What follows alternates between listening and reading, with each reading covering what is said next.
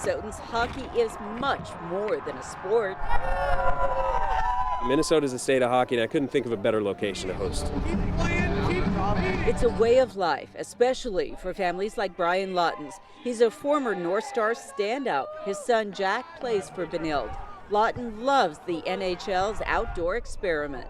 They've made it so that it's much more similar to a real game and the athletes can go all out, and that's really been enjoyable for the fans. While the conditions of the ice and rink resemble an indoor arena, it feels more like pond hockey out here without the frozen water. Some just aren't up for the open air experience. It is really cold outside, and I don't understand that why they're playing outside when we have indoor arenas everywhere. No future in it. Why? It's too cold. While other fans who came to watch Benilde versus Minnetonka were all about it. They haven't had a game here in the modern era, and that's why it was important for us to be the first. High school hockey is leading up to a college doubleheader and then the Vikings. Although the turnout didn't meet expectations here. About the same amount of crowd that would show up for an indoor game, but when you put them in a big stadium like this, you know, it seems pretty small. While football fans wonder about squeezing into a smaller stadium than the Dome for 2 seasons. Have people in every conceivable space in the building. It makes it fun for the fans, but it really makes it enjoyable for the players. When you look up and you see that, it just gives you an extra jolt of energy, and I think it's really going to help the Vikings. Well, if we're trying outdoor hockey, what a day to do it. It actually feels really comfortable out here. Now, based on what happens with the high school and collegiate games, many in the stands are curious to see if Minnesota will also make a play to one day host the NHL Stadium Series. We'll stay on top of that. At the bank, Beth McDonough, 5 Eyewitness News.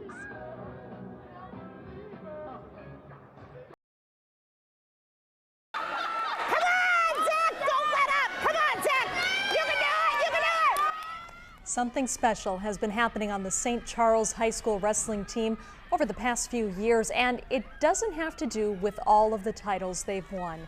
As it turns out, the athlete getting the most attention these days is actually the team manager. And tonight, Chris Conti and photojournalist John Cletus Mueller show us why.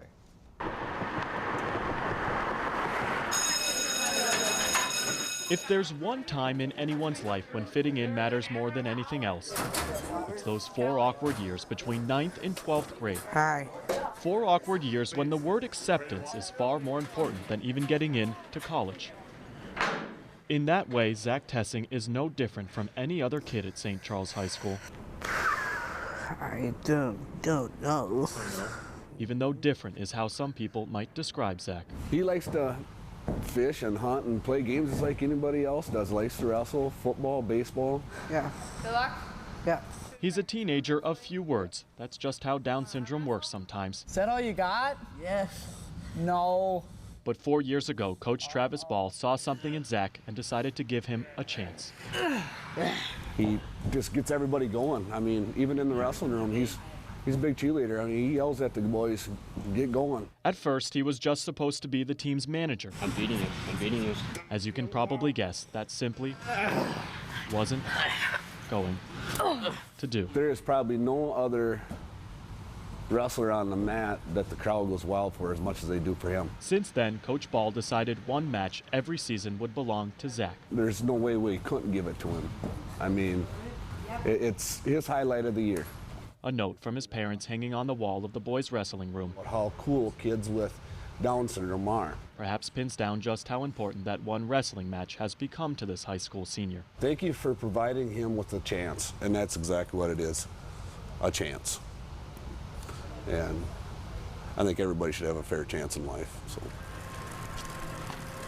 We cannot change what has been done, but we do have a say in where we're going, and that's why on one recent Thursday afternoon, Zach was headed to Rushford, where he would be stepping away from the sidelines and onto the mat one last time. When he finally gets to put on a uniform like all the rest of the guys, man, that's special. He just gets fired up. He says, "Let's go, boys!" You know, that is special.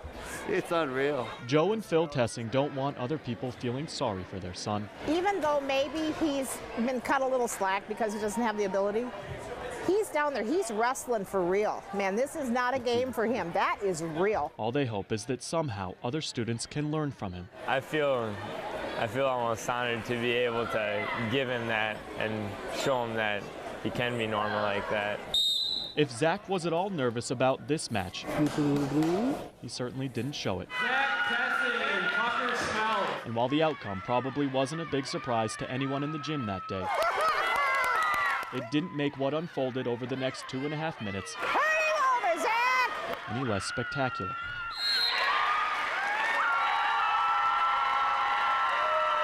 Some have wrestled without great skill. Way to be, Zach! Way to go, Zach! But none have wrestled without great pride.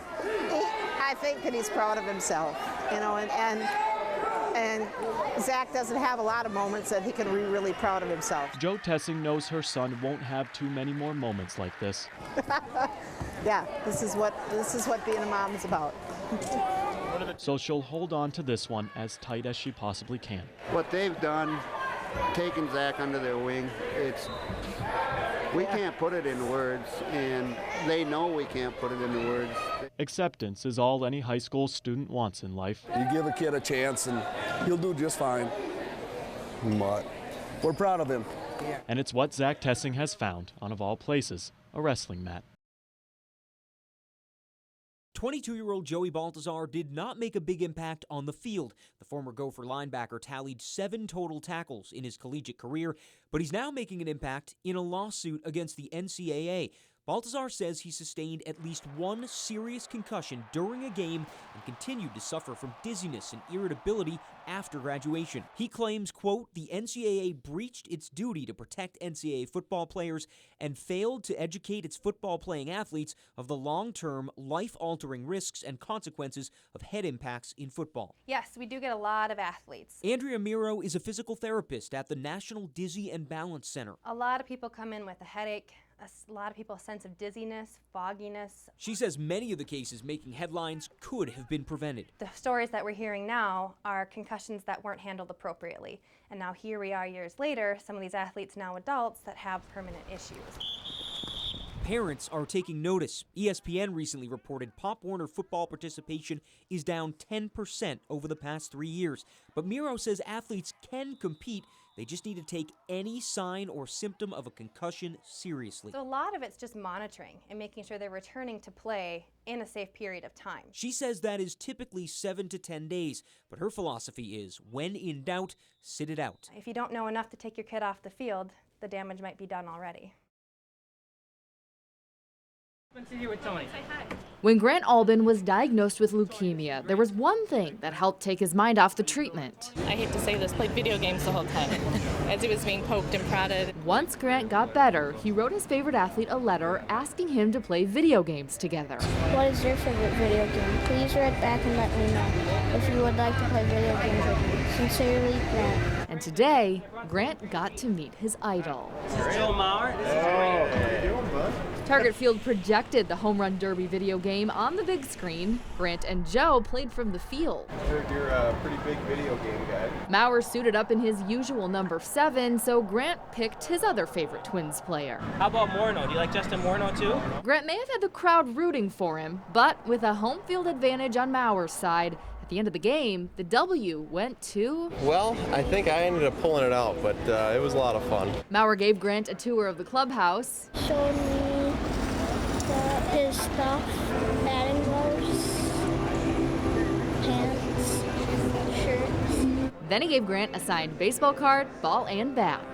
Obviously, it's flattering that he wants to come down and hang out with me, but, you know, like I said, he's a great kid, and I was happy to do it. But none can be happier than a little boy who gets to meet his hero, well, playing video games. In Minneapolis, Kate Renner, 5 Eyewitness News.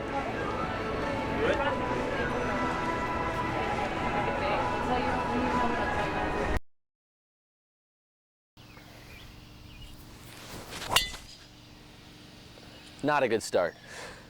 After some more practice swings, I finally get the driver squared away, only to find out I won't need it today. Number 16 is a long, tough par 3. I'd say it's our signature hole. Whenever people come to Pine Island, they seem to remember that hole. There's not a lot of room for bailout. If you're short right, you're going to be in the rocks. If you're long right, you're on a hill. A little left, you're in a bunker, a really tough bunker. Definitely pars. Going to be tough. Of course, we wouldn't want it to be easy for me now, would we? Oh. Hey, you know what? Hey, it was straight. It's safe. It's safe. It's straight. At least I hit it into the one safe spot on the hole. Now I just need a chip and a putt for par. Oh, I think I did. Looking good. Oh, just short. Okay, so maybe it'll be more than a chip and a putt. Get going. Not the greatest chip. I've left myself a lot of work for bogey. Get in! Get up!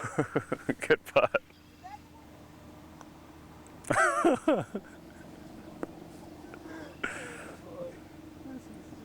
All right, tap it in. Tap it in. Great start. There you go. Well, you didn't get par, but you got a nice 6. Once again, the elusive par will have to wait here on Par for the Course.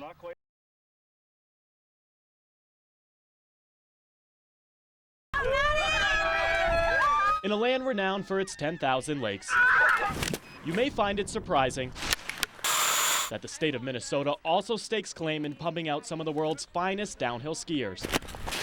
Stop by Buck Hill Ski Area in Burnsville on any given weeknight, and who knows, beneath the lights you might actually catch a rising star in action.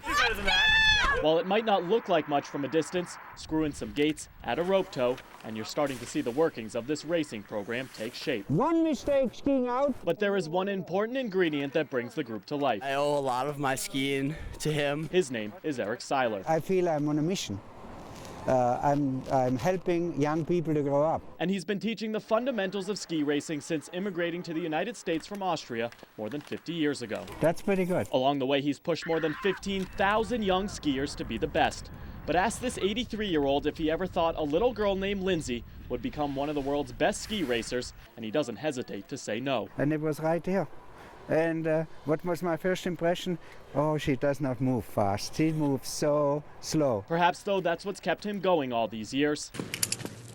The thought of never knowing when the next Lindsey Vonn might come wandering into his racing school. She was always easy to work with, very cooperative, always motivated, never down, always upbeat. Vonn has gone from this little hill just outside the Twin Cities onto the world stage, where she's won 23 World Cup titles. And even though Vonn moved to Vail when she was 11 because, well, let's face it, that little girl needed some room to grow, she still stays true to her roots. She came back and she gives Buck Hill a lot of credit, and me personally. That keeps me going. Yeah.